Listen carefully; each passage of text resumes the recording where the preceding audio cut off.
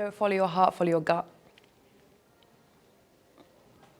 Whenever I followed my heart, I'm going down the wrong path. Whenever I follow my gut, it's telling me the right thing. Hi KLAT, I'm Asha Jane and I'm here to do a Get to Know Me with KLAT. Lip balm, a pen, my diary, a little bit of paper. Yeah, that tends to be it, my day-to-day essentials. A coat. I'm a coat girl. I have a lot of coats. I was always making up little songs. I didn't really know why. I was always walking around the house and making up a little tune about something. So I can remember doing it from a really, really young age, but I didn't know that I was writing songs necessarily. I just thought I was, singing and doing my own thing. So when I was 17, 18, I started writing songs. Maybe even earlier, maybe 16 actually, tell a lie. But I went to a competition with a songwriter called Amy Wadge, who had written famously with Ed Sheeran at the time. And I decided to submit my 2 songs that I'd ever written properly, fully ever, to this audition. And she was very kind about them. And that's kind of how I ended up kept going, yeah. So my first single was by accident, really, because at the time when I went to uni to study songwriting, I intended to be a songwriter. I didn't intend to be the artist on stage anymore. I didn't have the level of confidence that I've generically reached. So I thought, I know what I'll do. I'll write songs and I'll give them to people who are more confident than me, who've got better stage presence. And my tutors gave that a big fat no. And one of my tutors, he threatened to fail me or lower my grade if I didn't submit a song to a competition that was nothing to do with my university grades. And I said, but it's not to do with my grades. And he said, no, but if you don't go for opportunities when they're presented to you, then why should I give you a good grade in my class? And I said, right, okay. So I quickly recorded something on my laptop, sent it to the university competition, and I won. And that meant that they recorded and helped me put out my single for free. And I had all these amazing songwriters helping me. It was great. But yeah, that's how that came about. And it still took me ages to release it because I was still nervous. And then I had another tutor come up to me and he said, look, you're never going to think any of your work is perfect because you're the artist and you'll continue wanting to tweak and change. He said, just put it out and move on, go to the next one. And that is some of the best advice I've ever received in that one song. My all-time favorite song is Raspberry Beret by Prince. I feel like you can't not be happy listening to that song. I feel like it's got a great narrative. It's always got me moving. If I can't get out of bed, that's what you should play to me. I've met a lot of celebrities, so it's really, yeah. That sounds really, I don't know. Do you know what?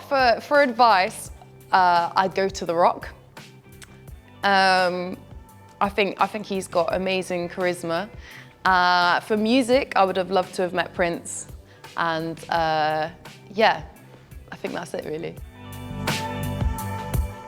I love, being solo is very, very intimate and it requires a level of, it's very scary. I've got used to it, but it's very scary. It's just you on a stage and you're singing your heart out about songs that are really about something that you went through that you might be over, but then you've got to bring those emotions back in order to sing that in the way that it deserves to be heard in that moment.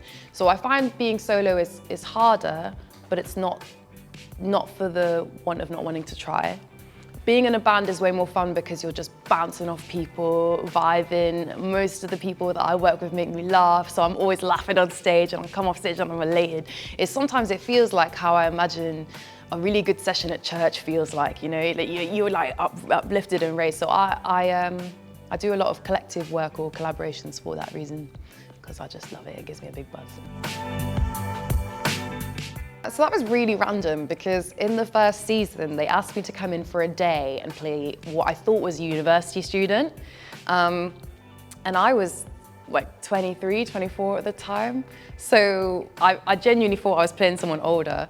And then they asked me to come back. They said, are you free tomorrow? Are you free the next day? And I said, yeah, sure, okay. triple earnings. Like, love that for me. And next thing you know, I'm there 3 years later, 5 years later still. It was cool. I think of all the sets I've ever been on, maybe I'm a bit biased, but genuinely those are some of the nicest cast members I've ever met. They're all really, really talented, and watching them helped me become an actor myself, because I didn't consider myself one when I started.